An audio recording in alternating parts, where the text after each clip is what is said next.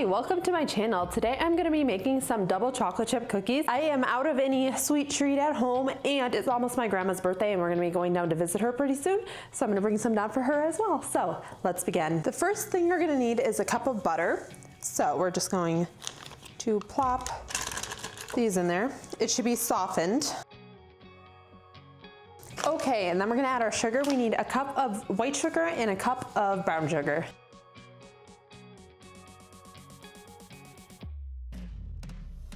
Jeez, it has been so windy all day today. I can just hear it whipping around outside.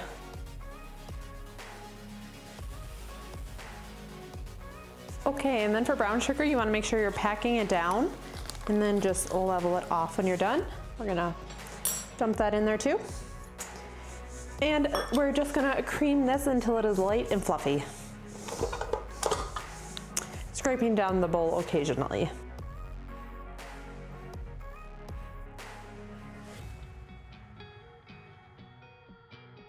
Okay, this is looking good. So now it is time to add our eggs. This recipe calls for 2 eggs, so I'm gonna add them one at a time. There's one.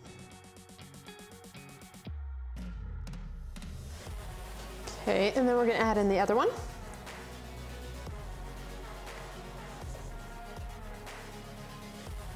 Okay, up next, I need 2 teaspoons of vanilla.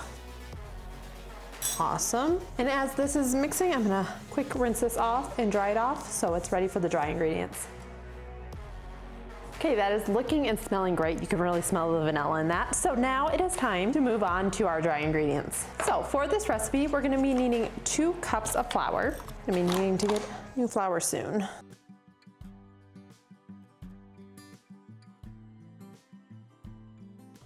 Okay, so for the flour, you wanna make sure you are spooning it in and then just leveling it off. So there's my 2 cups of flour. Then I'm actually gonna do my cocoa next. This is a very chocolatey recipe, so I need a cup of cocoa powder as well. There's something kind of cozy about it, storming outside and just baking inside. Okay, we're gonna also just spoon this in. I think I'm gonna get a sieve and sift this through there because the cocoa is a little chunky in some spots, so I want it to be a little bit smoother. Just run it through here.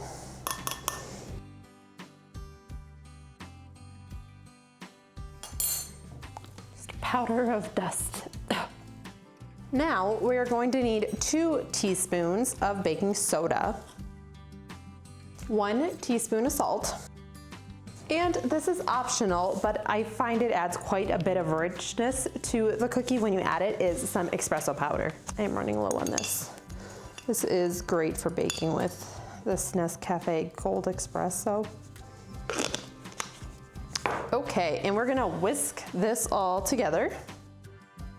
I wanna get one of these 8-cup Pyrex things because the 4-cup is getting kind of tiny, but I like to have a spout for when I'm dumping it in. Mom's calling.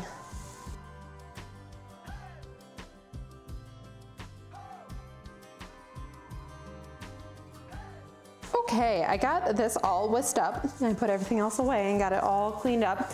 This did make a little bit of a mess when I was getting it all together. But now it is time to start slowly adding it to our butter and sugar mixture. But we want to make sure not to overmix it too. So we're going to just slowly start adding it and then stop once it's mixed together. I'm going to quick scrape down the sides. Okay, and that came together nicely. If yours is too thick, this dough can get a little thick, so you might need to add like a tablespoon or 2 of milk, but this is looking pretty good for me. I don't think it necessarily needs that this time. Let me get cleaned up and then we're gonna stir in our chocolate chips. Okay, so this is what our batter is looking like right now. It's looking so chocolatey, and it's time to get more chocolatey. So I'm going to add in some dark chocolate chips. You can use whatever flavor you would like. So if you have milk chocolate, or even white chocolate would be good in here, and it would give it some contrast. I'll just add in the whole thing. So I used about maybe a little over half a bag of chocolate chips. We're going to get that all folded in. Get a little bit of an arm workout in. Okay. Then I'm going to let the flavors develop a little by leaving it in the refrigerator for a couple hours.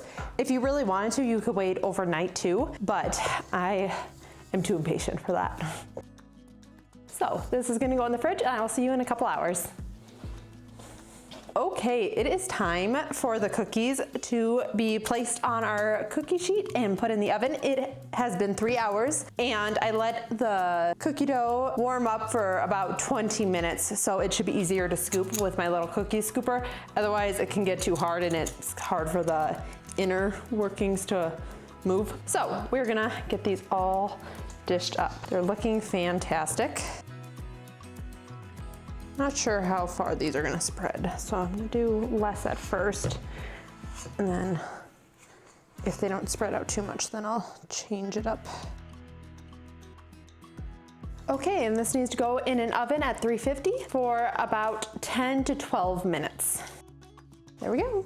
Okay, these are all ready. This recipe made 40 cookies, so this made a ton. Obviously, if you're gonna make them a little bit bigger than the ones I used, it will make less, but I love this size. It is perfect size for me, so let's give them a try.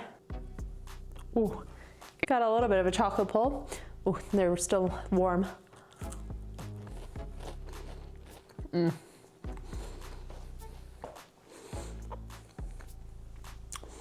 These are so good.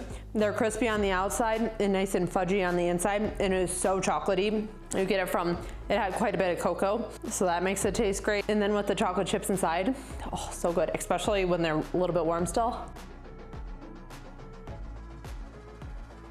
So good, and it made a ton, so I'm very happy with how this turned out. So if you like this kind of content, make sure to like and subscribe, and I'll see you in the next video.